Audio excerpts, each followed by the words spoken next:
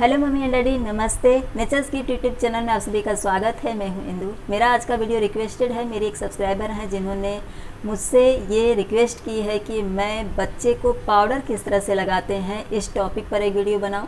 काफ़ी अच्छा टॉपिक है। अगर देखने जाए तो पाउडर लगाना बहुत आसान बात है, लेकिन वहीं कुछ न कुछ ऐसी लापरवाहियाँ जो न्यू मदर होती हैं उनसे हो जाती है कि बच्चे के आँख, नाक या कान में या मुंह में पाउडर जाने की संभावना बढ़ जाती है। मेरे पास कोई छोटा बच्चा तो नहीं है, लेकिन मैं इस डॉल के ज़रिए आपको पूरी तरह से समझाने की कोशिश करूंगी कि पाउडर लगाने की कौन सी तरकीब आप अपनाएं कि बच्चे के मुंह या आँख, नाक, कान में पाउडर न जाने पाए। चलिए वीडियो शुरू करते हैं। वीडियो शुरू करने से पहले आपसे एक छोटी सी रिक्वेस्ट है, वीडियो अगर थोड़ी सी भी हेल्पफुल लगेगी तो प्लीज़ लाइक का बटन ज़रूर हिट कर दीजिएगा। और अगर आप पहली बार मेरा वीडियो देख रही हैं, अभी तक आपने मेरे चैनल को सब्सक्राइब नहीं किया है, तो नीचे का जो लाल बटन है उसे दबाकर आप मेरे नेचर्स गिफ्ट यूट्यूब चैनल को सब्सक्राइब कर लीजिए। और इसके बगल में ये जो बेल आइकन है इसे भी दबा दीजिए। इससे मेरे वीडियोज़ के सारे नोटिफिकेशन आपको मिलते रहेंगे। और अगर पहले से ही आपने मेरे चैनल को सब्सक्राइब करके रखा है तो इसके लिए आपका बहुत बहुत धन्यवाद।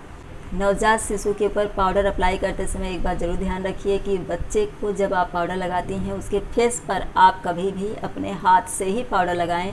जो इस तरह का स्पंज होता है ऐसा, या फिर कई तरह के स्पंज आते हैं। यहाँ पर मैं आपको पिक्चर देकर के समझाने की कोशिश करूँगी, क्योंकि मेरा बेटा तो 20 साल का हो चुका है, तो इसमें वो स्पंज मेरे पास नहीं है जिससे कि मैं मेरे छोटे बच्चे को पाउडर लगाया करती थी।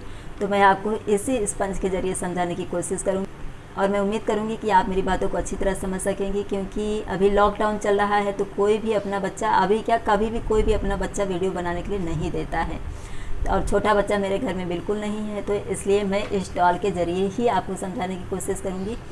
कभी भी जब आप बच्चे के फेस पर पाउडर लगाती हैं तो इस तरह से पाउडर आप लीजिए और अपने पूरे हाथ पर इस तरह से रख करके आप बच्चे के ऊपर इस तरह से अप्लाई करेंगी, यानी कि उसके मुँह और नाक और आँख को बचाया जा सके।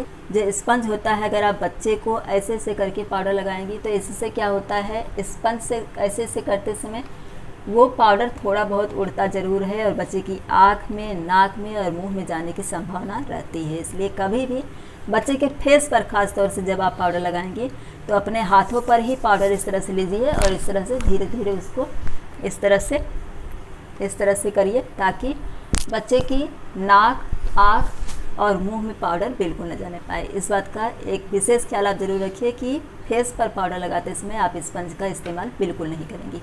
बाकी पूरे शरीर पर आपको पाउडर जो अप्लाई करना है, तो कान के पीछे भी आपको इस तरह से हल्का सा पाउडर लेना है। इस तरह से हल्का सा आप कर लीजिए और फिर इस तरह से कभी भी ऐसे थप थप करके आपको पाउडर नहीं लगाना है। पाउडर जब भी आप लगाएंगी हल्का सा इस तरह से लगाएंगी, यानी बिल्कुल भी आपका पाउडर उड़ना नहीं चाहिए। अगर उड़ता है तो बच्चे की आँख, मुंह और बच्चे के नाक में जाने की संभावना रहती है। तो इसलिए कभी भी बच्चे को इसी तरह से आप पाउडर लगाएंगे। अब मैं यहाँ पर आपको बता दे रही हूँ, कान के पीछे गले का ये जो भाग होता है, यहाँ पर पीछे भी और आगे भी, यहाँ पर ये जो भाग होता है ये पूरा ज्वाइंट रहता है, तो यहाँ पर आप पाउडर ज़रूर लगाइए। बच्चे का जो नीचे का पार्ट होता है वहाँ पर दोनों जांघ जो होती है, थाई से उसके जो लेग्स होते हैं, उसका जो ज्वाइंट होता है वहाँ पर आप अच्छी तरह से इस तरह से पाउडर ऐसे लगा दीजिए। और बच्चे की जो बाँह होती हैं, बाँह को जब आप उठाएंगी तो बाँह के नीचे भी यहाँ पर अच्छी तरह से पाउडर लगाइए और फिर इस तरह से धीरे धीरे आपको बच्चे को पाउडर लगाना है। ऐसे थपथपा करके कभी भी मत लगाइएगा। पूरे शरीर पर आपको इसी तरह से पाउडर अप्लाई करना है, बिल्कुल थपथपाना नहीं है। उसका जो नीचे का पार्ट होता है, प्राइवेट पार्ट होता है, वहाँ पर भी आपको इसी तरह से लगाना है। अगर प्राइवेट पार्ट के पास में बच्चे को लाल लाल दाने जैसे निकल आते हैं या फिर आपको रैश जैसा दिखाई देता है तो वहाँ पर न लगा करके आप कोकोनट ऑयल का इस्तेमाल करिए।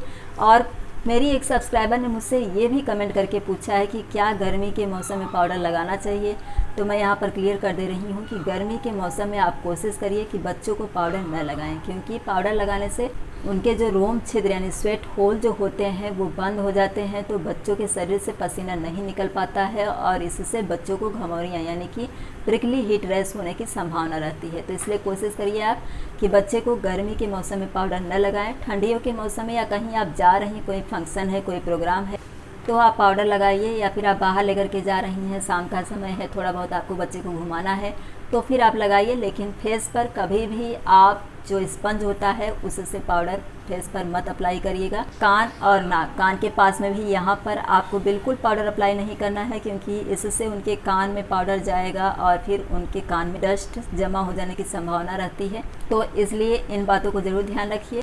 वीडियो और टॉपिक दोनों ही बहुत छोटा है।